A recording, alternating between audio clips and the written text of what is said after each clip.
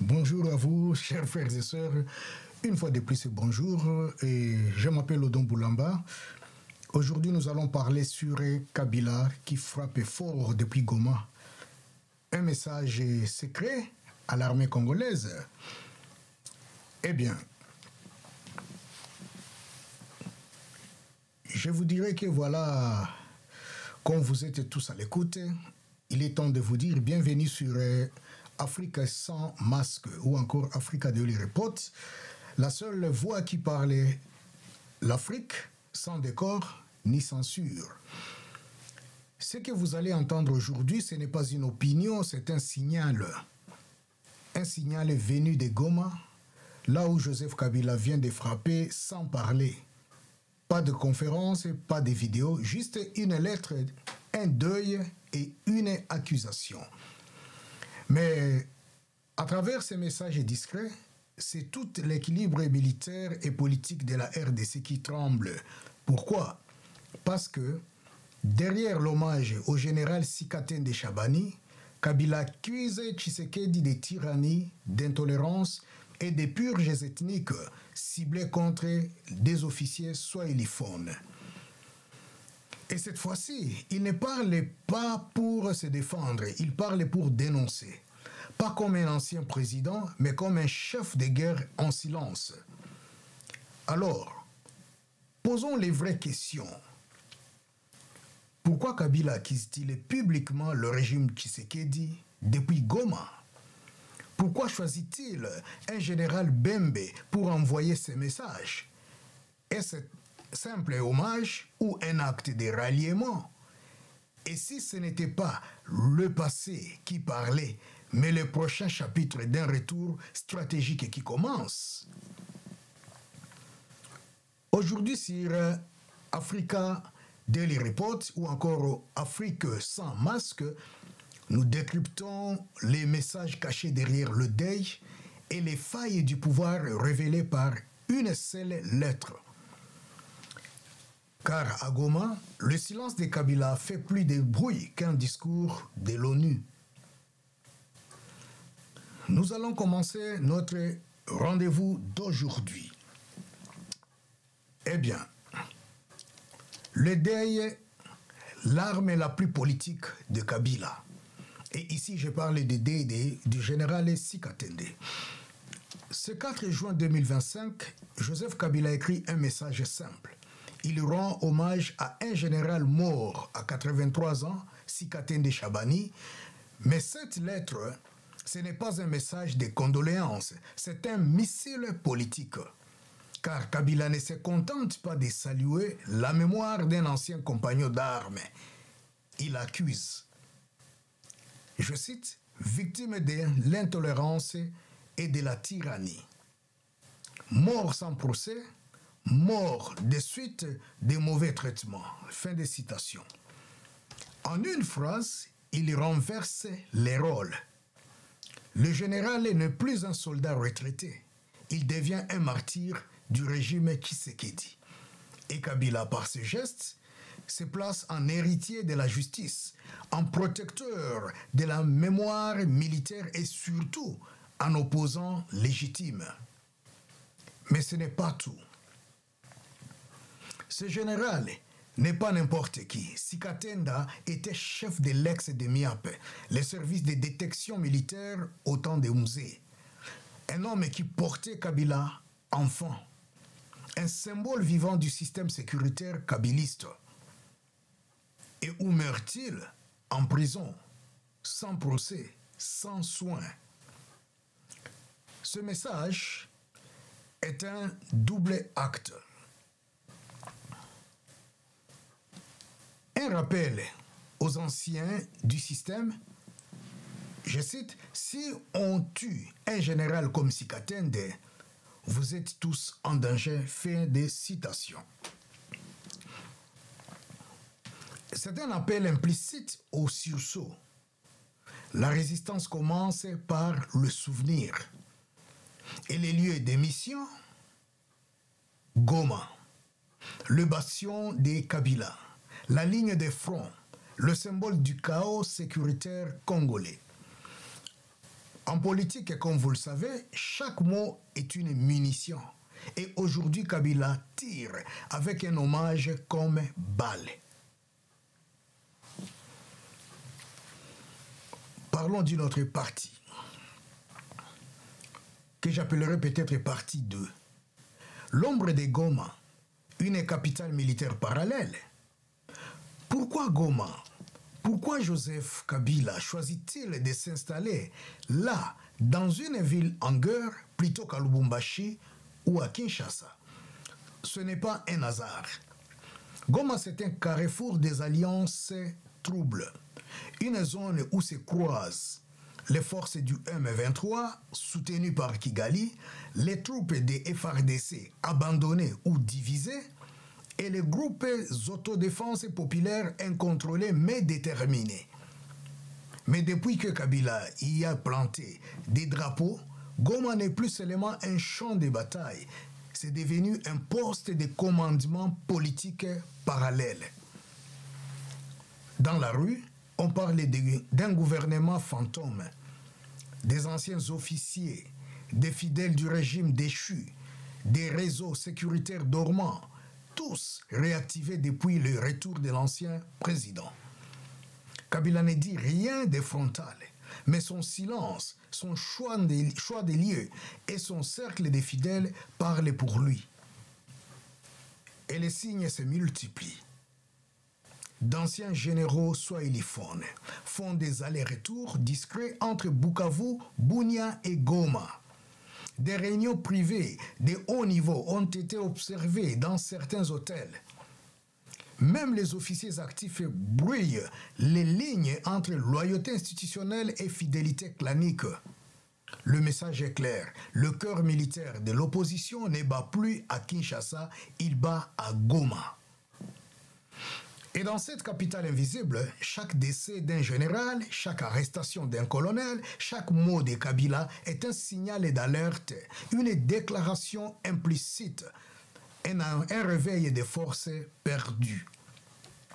Car Goma, aujourd'hui, n'est pas qu'une ville en danger. C'est un laboratoire d'alternatives sécuritaires. Et face à un pouvoir central qui peine à tenir ses provinces, le retour de Kabila dans cette zone est tout sauf symbolique. Question pour vous, les publics. Selon vous, Joseph Kabila prépare-t-il un vrai retour politique ou joue-t-il seulement la carte du vieux sage silencieux? À vous de voter dans les commentaires. A. Oui, il prépare clairement un retour stratégique. B. Non, il agit seulement en ancien chef respecté. C. Il teste le terrain pour voir si le peuple est prêt. D. C'est un signal indirect à ses anciens réseaux pour les signaler que je suis là. Votez dans les commentaires, cliquez sur j'aime et continuons. Partie 3. Un message codé à l'armée. Réveillez-vous. Il m'a vu naître. Il m'a porté. Voilà comment Joseph Kabila parle du général Sikatenda à Chabani. Un hommage intime, presque filial, mais surtout un message codé. Parce que ce général n'était pas n'importe qui. Sikatenda, c'était un vétéran de l'AFDEL, un chef d'état-major redouté, un homme de renseignement au cœur du système. Mais il est mort en prison, sans procès, sans l'indifférence du pouvoir, et Kabila le dit sans détour. Je cite, « Il fait désormais partie des nombreuses victimes de l'intolérance et de la tyrannie. » Fin de citation. Traduction, ce n'est plus un hommage, c'est une dénonciation ciblée. C'est un cri stratégique aux anciens compagnons d'armes, aux officiers humiliés, aux soldats marginalisés. Et dans ce message, chaque mot compte. Victime de la tyrannie. Ce n'est pas un mot neutre, c'est le mot clé d'un appel au sursaut. 2. Arrêter sans procès. C'est le miroir étendu aux autres officiers qui se sentent menacés, exclus, ethnicisés. Et quand Kabila parle aux FARDC, il parle à toute une armée en crise.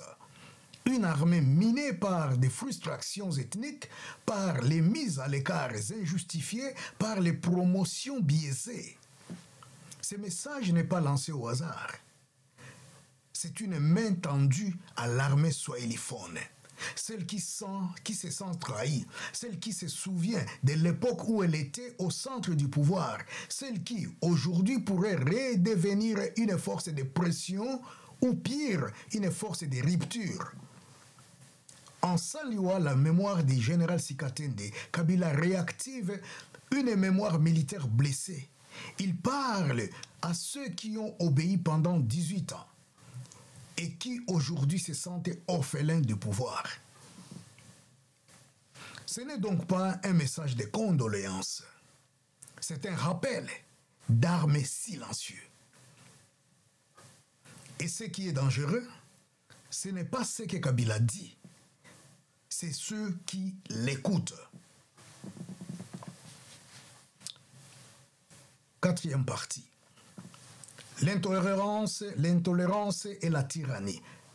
Attaque directement ou stratégie détournée. Quand Joseph Kabila parle d'intolérance et de tyrannie, il n'emploie pas ces mots pour faire joli. Il sait ce qu'ils signifient dans l'histoire politique congolaise. Il sait qu'ils résonnent comme des alarmes. Intolérance, c'est le refus de toute critique. C'est l'arrestation sans jugement. C'est la chasse à l'homme dans les rangs militaires. C'est cette peur qui s'installe même chez les anciens héros. Tyrannie, c'est un mot lourd, mais un mot que les chefs d'État évitent. Mais Kabila l'emploie et vise directement le pouvoir actuel. Sans les nommer, il accuse. C'est là que le message devient stratégique. Car en parlant du général Sikatenda, il parle en réalité du régime de Tshisekedi. Il dénonce les arrestations sans procès, le règlement des comptes ethniques, la gestion sécuritaire chaotique, mais il ne les dit jamais frontalement. Il laisse le peuple deviner. Il laisse les militaires se reconnaître. Il laisse le peuple murmurer ce que lui ne dit pas. En communication politique, c'est ce qu'on appelle une attaque silencieuse, une stratégie de contournement verbal, où le message est plus puissant parce qu'il n'est pas explicite. Kabila ne cherche pas la confrontation directe, il cherche la division interne, le questionnement dans les casernes, le doute dans l'opinion. Et ça, c'est redoutable, croyez-moi, parce qu'il joue sur la mémoire collective, sur les frustrations actuelles et sur la crédibilité qu'il a conservée dans certaines zones du pays, notamment dans l'Est, au Katanga, chez les swahiliphones, chez les anciens loyalistes. Il ne parle pas seulement des Sikatende, il parle de tous ceux qu'on a écartés, emprisonnés et humiliés. Et il pose une question implicite. Qui sera le prochain? C'est ça le message de Kabila. Qui sera le prochain? Partie 5. Kabila, Tshisekedi et l'armée. Un triangle de méfiance. La mort du général Sikatenda n'est pas un simple fait divers militaire, c'est un signal, un thermomètre, une alarme. Car dans l'armée congolaise, tout le monde sait que Sikatenda était une figure historique. Chef de la détection militaire dans les premières années du régime Kabila, ancien responsable des renseignements, un homme qui connaissait les secrets du pouvoir, mais aussi les lignes rouges de la République. Et surtout, un homme respecté par l'ancienne garde militaire. Alors, quand il est arrêté, sans procès, quand il meurt en détention, sans explication, et que l'on tente de minimiser son sort, le message est clair pour les autres militaires. Même toi, général, tu n'es à l'abri de rien. C'est ça que l'équation devient, c'est là que l'équation devient dangereuse. D'un côté, Tshisekedi cherche à prendre le contrôle de l'armée, recrutement nouveau, promotion rapide, élimination des figures liées à l'ancien régime, ethnisation des rapports de force. Mais cette stratégie suscite crainte et frustration. De l'autre côté, Kabila n'a jamais été loin de la grande muette. Son silence pendant des années ne signifie pas qu'il est inactif. Son retour à Goma, son message sur Sikatenda, son discours sur la sécurité, tout indique un repositionnement stratégique. Attention, l'armée devient alors un champ des tensions. Loyauté divisée, méfiance entre les générations, soupçons d'épuration politique. Et dans ce contexte étendu, la moindre étincelle peut rallumer des feux éteints. Le message de Kabila n'est donc pas simplement un hommage, c'est une invitation à se souvenir. Une main tendue à ceux qui se sentent trahis, une déclaration de guerre froide entre deux pouvoirs, le pouvoir officiel à Kinshasa et le pouvoir latent, discret, enraciné à Goma. Sixième partie. Kabila n'a pas changé, mais les Congos, si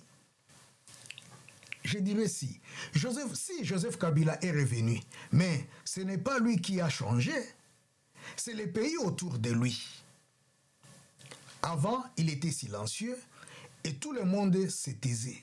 Et aujourd'hui, il est encore silencieux, mais tout le monde parle de lui. Avant, ce silence faisait peur. Aujourd'hui, ils intriguent. Avant, il contrôlait les leviers de l'État. Aujourd'hui, il avance dans un Congo instable où le pouvoir ne suffit plus. Il faut inspirer, il faut rassurer, il faut dominer sans parler. Et c'est là que réside la force du style Kabila. Il ne fait pas campagne, il s'installe. Il ne cherche pas l'émotion, il impose le doute. Il ne propose pas, il attend que le pays le réclame. Mais le Congo a changé. Une jeunesse connectée, politisée, fatiguée des vieux jeux des pouvoirs. Une société civile plus exigeante qui réclame des comptes, pas des statuts. Un régime en place qui, malgré ses fautes, n'est pas prêt à se laisser faire. Kabila entre donc dans un nouveau champ de bataille, ni militaire ni électoral, mais un champ de perception. Un champ où les symboles, les silences et les gestes sont plus puissants que les discours. Et pourtant, dans ce Congo nouveau, son image reste intacte chez certains. Pour les anciens combattants, il reste le fils de Mouzé. Pour les officiers frustrés, il reste un repère. Pour ceux qui ont perdu foi en Tshisekedi, il incarne une alternative muette. Mais la question n'est pas peut-il revenir au pouvoir? La question est, par contre, peut-il redevenir nécessaire? Et si le pays plonge plus profondément dans le chaos, alors le retour du sphinx ne sera plus un choix, mais un réflexe collectif. Laissez-moi parler de la septième partie, que j'intitulerai « Une transition ou un choc à venir ». Kabila n'a pas encore dit ce qu'il veut, mais chaque geste qu'il pose, chaque silence qu'il entretient, crée un vide que le pays comble par l'imaginaire. C'est ça, et c'est là que naît le danger. Car dans une république sans boussole, les silences deviennent des signaux. Dans un Congo en crise, une simple apparition de Kabila peut être vue comme une provocation ou un espoir. Félix Tshisekedi le sait. Il sait que l'ancien président n'est pas revenu pour visiter la famille. Il sait que Goma n'est pas une destination neutre. Il sait que la mémoire de Sikatenda Chabani n'est pas seulement honorée, mais utilisée comme miroir de la répression actuelle.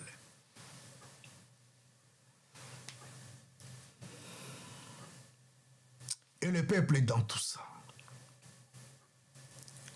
il observe, il attend, mais surtout, il soupèse. Qui porte une vision? Qui protège les siens? Qui défend les valeurs? Le danger, ce n'est pas que Kabila parle, c'est que le silence de Tshisekedi devienne plus bruyant que les gestes du Sphinx. La RDC est donc un carrefour. Soit elle entre dans une nouvelle phase de confrontation symbolique où chaque enterrement devient un acte politique, chaque discours un piège, chaque silence un verdict. Soit elle anticipe l'orage à venir et commence à poser les bases d'une vraie transition politique nationale inclusive. Mais pour cela, encore faut-il que ceux qui sont au pouvoir aujourd'hui aient une lecture stratégique du moment et non une réaction émotionnelle à chaque mouvement de Joseph Kabila. Laissez-moi parler un tout petit peu de ce que je vais appeler partie 8 peut-être, le retour de l'homme d'ombre. Joseph Kabila ne fait pas campagne, il ne demande pas le pouvoir, il ne nie pas non plus son influence, il rentre, s'installe, parle peu, mais place ses pièces comme un joueur d'échecs silencieux. À Goma, il a relancé un vieux style, les silences calculés, l'apparition rare, le mémoire des compagnons disparus. Mais chaque détail jusqu'au mot tyrannie utilisé montre que l'ancien président est redevenu un acteur politique actif, pas un sénateur contemplatif. Face à lui, Félix Tshisekedi semble en quelque sorte surpris, parfois maladroit, comme si l'État n'avait pas anticipé que l'ancien chef reviendrait par le terrain symbolique avant toute déclaration. Et si Goma devenait le nouveau Sun City à l'envers? Un lieu, non pas de réconciliation, mais de réactivation stratégique d'un réseau resté loyal à Kabila. Car en Saliwa Sikatenda, ce n'est pas un enterrement que Kabila organise, c'est une résurrection politique. C'est une résurrection politique. Ce que le public ne doit pas rater. Ce retour est maîtrisé, sans précipitation, mais profondément politique. Kabila ne parle pas au gouvernement, il parle au peuple militaire, à l'Est oublié, aux compagnons marginalisés. Il n'a pas besoin d'un discours électoral, son silence devient discours. Et pendant que Kinshasa pense qu'il se replie à Goma, Kabila installe un centre de gravité parallèle à l'Est. En conclusion, l'homme du silence est de retour. Mais cette fois, il parlait par symbole, par lieu, par mort, par geste. Il n'a pas besoin de crier pour être entendu. Ce n'est pas un retour officiel. C'est le retour de l'homme d'ombre, celui qui fait de l'absence une présence. Celui qui ne cherche pas la guerre, mais préfère être le fantôme que l'on rappelle quand le pouvoir faillit. Chers frères et sœurs, si cette lecture stratégique vous a ouvert les yeux, partagez cette vidéo. Abonnez-vous, likez et activez la cloche pour ne jamais manquer nos prochaines analyses. Je vais encore vous lire ou encore vous dire, j'ai posé une question que j'appelle question publique. Selon vous, Joseph Kabila prépare-t-il un vrai retour politique ou joue-t-il seulement la carte du vieux sage silencieux? Répondez en commentaire. Comme j'ai promis de vous donner toujours un dicton qui vient de moi, aujourd'hui mon dicton sera « L'histoire n'attend pas les bavards ». Elle revient toujours chercher les silencieux. Et je peux vous donner un dicton populaire. Quand les lions s'étaient trop longtemps, même les chèvres oublient sa force. Ici, à ASM ou encore Afrique sans masque, on révèle. Ici, on ne se vend pas. Afrique sans masque, c'est la voix que l'Afrique attend. Comme je l'ai dit, abonnez-vous, partagez, likez et rendez-vous demain. Même heure, même vérité, même exigence. Parce que comprendre, c'est déjà commencer à changer. Que Dieu bénisse la RDC, que Dieu bénisse le peuple congolais. C'était la voix de Odon Boulamba. C'est sur cette note que je vais vous quitter en vous souhaitant une très bonne journée. Et que Dieu soit avec nous. Et aujourd'hui, nous parlions là de Kabila depuis Goma, message secret aux FARDC. Encore une fois, merci beaucoup pour votre attention particulière que vous nous avez donnée. Et nous allons maintenant terminer cette séance en vous disant, seul le coussinet connaît le secret de la cruche. Siriam Tungi Aïdjouaï Ninkata. Accent Isana, thank you very much. Merci beaucoup. Et puis Maton Domingi et Anchiluba, là je vais encore reprendre pour aussi dire merci à Chiluba. Merci beaucoup, au revoir et à la prochaine.